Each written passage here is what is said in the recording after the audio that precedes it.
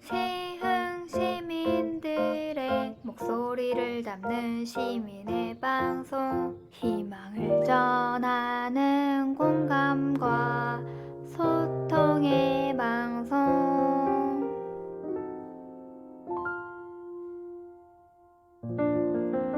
시흥의 희망을 전하는 방송 시흥 F입니다.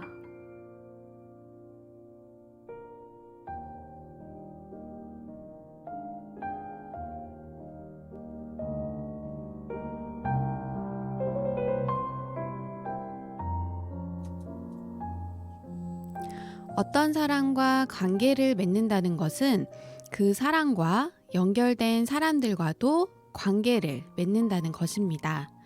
그렇게 연결된 사람을 새로 사귀면 또 그와 연결되어 있는 사람과의 관계가 시작됩니다. 이처럼 아는 사람이 늘어나는 과정에서 이를테면 좋은 친구를 만들거나 연인이나 반려자를 찾는 것입니다. 인간관계는 1 더하기 1은 2가 아니라 1 더하기 1은 10 혹은 100일지도 모릅니다. 인간관계가 넓다는 것은 어떤 문제가 생겼을 때 나를 도와주는 사람이나 내가 조언을 구할 사람이 많아진다는 것입니다. 반대로 내가 도움을 줄 사람도 늘어난다는 것이기도 합니다.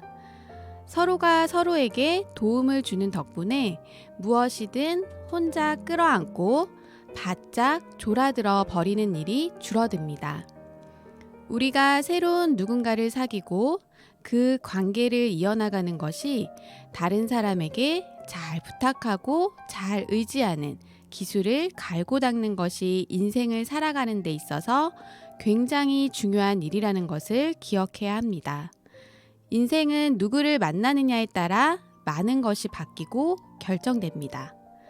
제가 읽어드린 이야기는 코이케 가즈오의 어른이 되어보니 보이는 것들이라는 책 내용 중의 일부분입니다. 요즘 저는 사람과의 관계가 이 세상을 살아가는 과정 안에서 정말 중요하고 얼마나 큰 힘이 있는지에 대해서 배우고 있는 중입니다. 이렇게 백운영 미술관으로 여러분을 만나는 것 또한 누군가를 만나 좋은 인연으로 여기까지 오게 되었으니까요. 우리 이 소중한 인연 잘 이어갈 수 있도록 노래 듣고 오늘 방송도 여러분들과 함께 기분 좋게 시작해 볼게요. 여기는 시흥 시민들의 공감과 소통의 방송 시흥 FM 백운영 미술관입니다.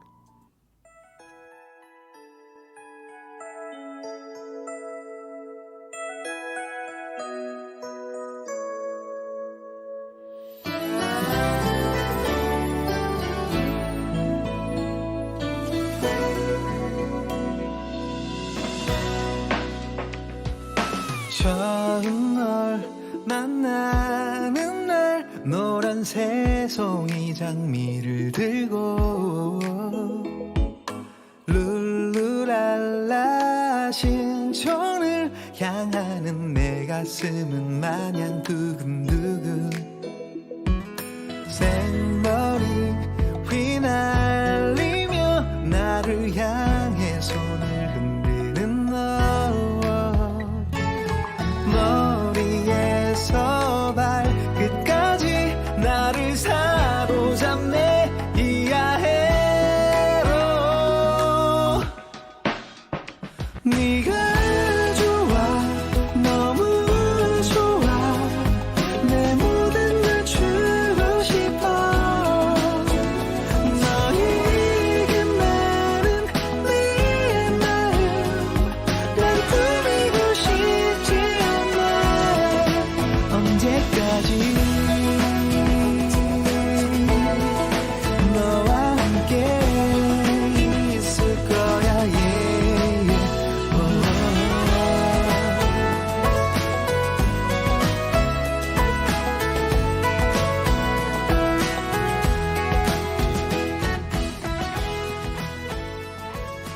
안녕하세요. 저는 백운영 미술관 DJ 류미나입니다. 반갑습니다. 첫 곡 조정석의 좋아 좋아 듣고 오셨습니다. 저는 요즘 룰루랄라 백운영 미술관으로 향하는 시간이 늘 신나고 즐거운 마음입니다. 그 마음을 담아서 오늘 첫 곡으로 조정석의 좋아 좋아 선곡해 보았는데 어떠셨나요? 마음에 드셨나요? 지금 여러분 모두 행복한 마음이 가득일 거라 생각하면서 오늘의 코너 시작하도록 하겠습니다. 오늘의 코너는 명화를 소개하는 그림 읽어주는 여자입니다. 여러분들에게 교양과 지식을 전달해주는 코너지요. 우리가 만난 화가 빈센트 반 고흐 그리고 폴 고갱 기억나시나요? 후기 인상주의의 두 거장으로 불리는 고흐와 고갱을 만나보았으니 오늘은 인상주의의 창시자이면서 서양 미술사에서 가장 유명한 화가로 손꼽히는 인물입니다. 바로 모네를 만나보도록 하겠습니다. 특히 지난주에 제가 소개해드린 모네 인사이드 전시장에 방문 예정이시라면 오늘 귀를 더 쫑긋 세우시고 들으시면 좋을 듯 합니다. 그럼 지금부터 모네에 대해 더 깊게 알아보고 오늘의 작품을 만나도록 할게요. 지금 바로 시작할게요. 그림 읽어주는 여자. 자, 오늘의 화가는 바로 클로드 모네입니다. 지금 사진에서 보이시죠? 모네는 프랑스 화가로 당대 미술계에 새로운 움직임을 일으킨 인상주의의 창시자입니다. 아주 대상을 뚜렷하고 명확하게 표현하는 전통 회화 기법을 거부를 했고요. 빛에 따라서 실시간으로 변화하는 대상의 색과 형태를 그대로 포착해서 그리는 것을 인상주의 기법이라고 합니다. 클로드 모네의 작품을 보면 이런 부분들이 잘 드러나 있습니다. 특히 모네의 인상 해돋이 작품은 인상주의 말 자체가 시작되었다고 할 만큼 매우 중요한 작품으로 지금부터 사진으로 한번 만나볼게요. 지금 사진에 나오고 있습니다. 이 작품은 모네의 인상 해돋이입니다. 1872년에 제작이 되었고요. 파리 마르모탕 모네 미술관에 소장되어 있는 유화 작품입니다. 어둠 속에서 해가 막 떠오르는 풍경을 담은 이 그림에는 검은색이 전혀 사용되지 않았습니다. 검은색을 쓰지 않고도 충분히 어둠을 표현할 수 있다는 사실은 사실 이 시대에는 굉장히 혁신적인 실험이었다고 할 수 있습니다.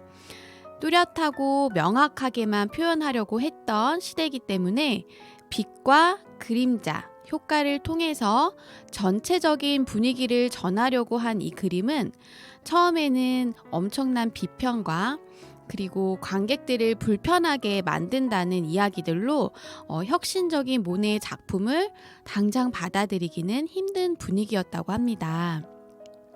자, 그럼 다음 작품 보겠습니다. 이 작품은 굉장히 유명하죠. 모네의 수련입니다. 이 작품은 우리가 잘 알고 있는 모네의 대표 작품 중에 하나이고요. 1904년에 제작된 작품으로 르 아브르 앙드레 말로 현대미술관에 소장되어 있습니다. 모네는 이 수련이라는 작품을 연작을 하였어요. 그래서 작품의 수가 수련만 따졌을 때 250여 점에 달한다고 해요. 즉, 모네가 수련이라는 작품에 정말 진심을 담았다는 것을 알 수가 있습니다. 근데 이제 처음으로 수련을 제작하게 된 계기가 있는데요. 그 계기는 1890년에 지베르니에 집을 마련을 하였습니다. 그의 유명한 정원을 가꾸기 시작을 했는데요. 모네는 정원에 대한 애착이 굉장히 강했고요. 또 그러한 열정이 수련이라는 작품으로 탄생을 하게 되었습니다. 또한 이런 연작을 통해서 다양한 기법들도 실험을 하게 되었고요. 모네가 마지막까지 힘을 얼마나 쏟아 부었는지 알 수 있는 작품이 바로 모네의 수련입니다. 이런 멋진 작품을 탄생시킨 모네의 정원 궁금하시죠? 사진으로 한번 만나볼게요. 네, 지금 보이시죠? 흑백 사진이긴 한데요. 자세히 들여다보면요. 굉장히 멋있습니다. 어떠신가요? 사진만 보아도 정원의 크기가 굉장했구나 하는 생각이 들 정도로 멋있는 모습이고요. 이 사진은 1922년 지베르니 정원에서 찍은 사진인데요. 보시면 일본풍 아치형 다리 위에 서 있는 모습입니다. 모네는 정원을 거닐고 일본식 다리에서 연못을 내려다보면서 연못 위에 떠 있는 수련뿐만 아니라 그 물에 거울처럼 비친 하늘과 구름, 나무들을 그렸습니다. 즉, 자연이 주는 색감 그대로 바로 그 자리에서 보는 듯한 느낌이 들게 그림으로 표현을 했다고 합니다. 그러다 보니 모네의 정원은 모네의 작품 활동에 큰 영감을 줄 수밖에 없는 장소였겠죠. 모네의 정원 다른 사진도 좀 볼게요. 자, 요 모네의 사진을 보면요. 다양합니다. 지금까지도 모네의 정원이 잘 가꾸어져 있고요. 현재도 관람이 가능합니다. 정말 아름답죠? 근데 제가 보여드린 사진은 정말 일부분입니다. 굉장히 크고 아름답고 다양한 것들로 꾸며져 있는 정원이라고 합니다. 이렇게 멋진 정원에서 연작이 탄생하게 된 모네의 작품, 수련. 어떠셨나요? 사실은 이렇게 연작이 탄생하게 될 수 있었던 이유는 또 모네가 인상주의 화가이다 보니까 그 모습 그대로를 표현하려고 하다 보니 여러 작품을 계속해서 제작하게 된 게 아닌가라는 생각을 합니다. 그래서 준비를 해보았습니다. 시간 관계상 250여 점을 다 보여드릴 수는 없기 때문에 오늘 백운영 미술관에서 마지막으로 준비한 영상을 통해서 모네의 수련 몇 점을 함께 감상하고 코너를 마무리하도록 하겠습니다. 그럼 영상을 한번 보도록 할게요.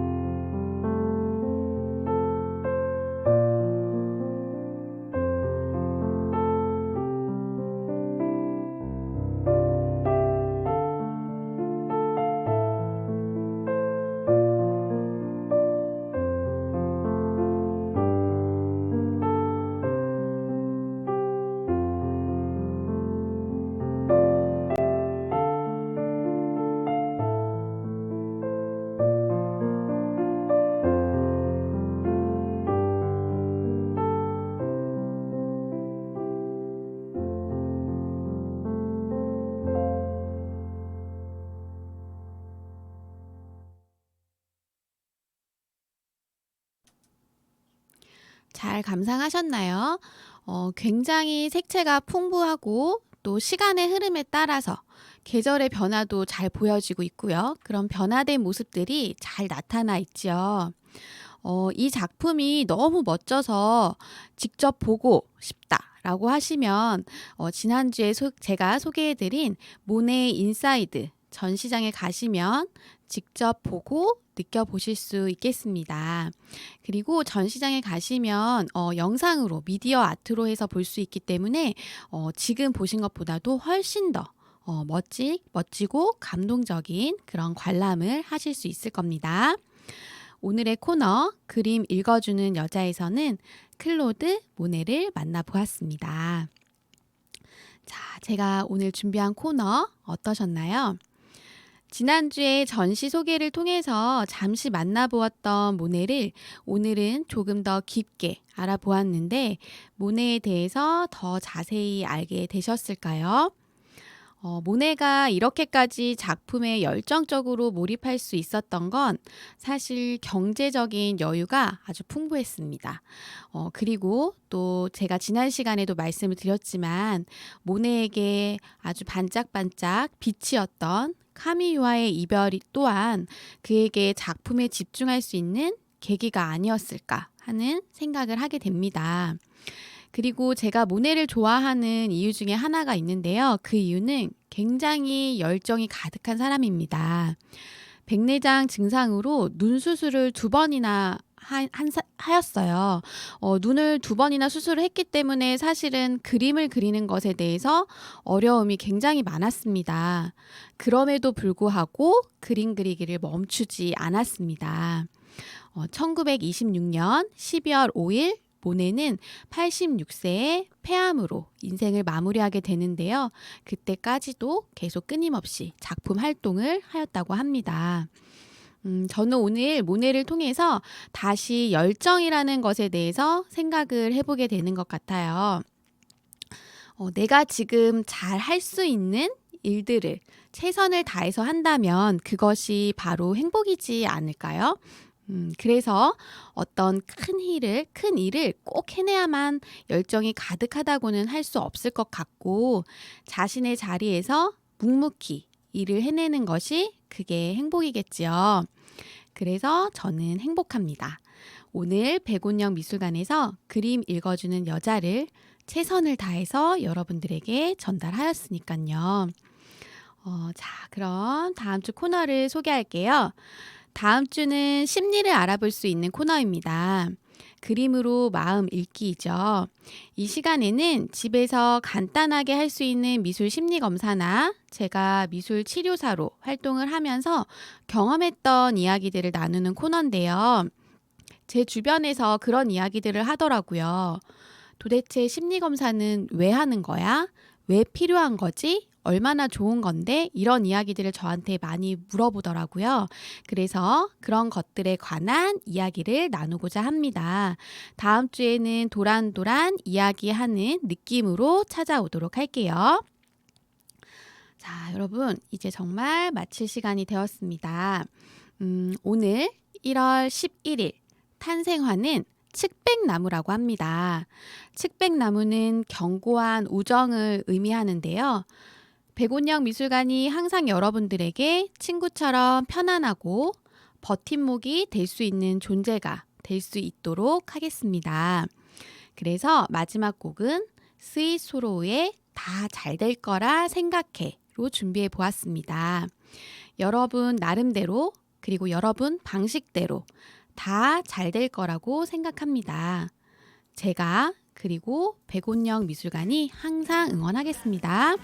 오늘 이 노래 들으시면서 긍정적인 마음으로 힘차고 행복한 하루가 되기를 바라며 저희는 다음 주에 만나도록 할게요.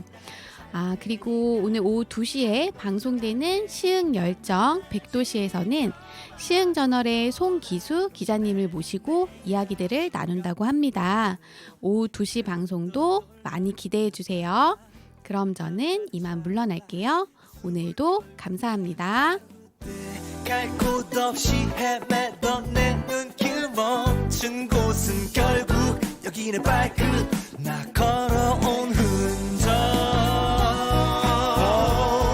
난 나름대로 괜찮은 선택을 해왔어 흔들리고 때론 넘어질 순 있어도 내 맘을 믿어 그래 그거잖아 난 잘할 거라 생각해 다 잘 될 거라 생각해 세상이 던진 물음표에 단단히 맞설게 난 힘들어도 갈 테니까 한 걸음 더 갈 테니까 날 지켜봐도 떠나는 내 노래야 앞에 철에서 못해 어쩌라고 내 나름대로 내 시대 시흥 시민들의 목소리를 담는 시민의 방송 희망을 전하는 공감과 소통의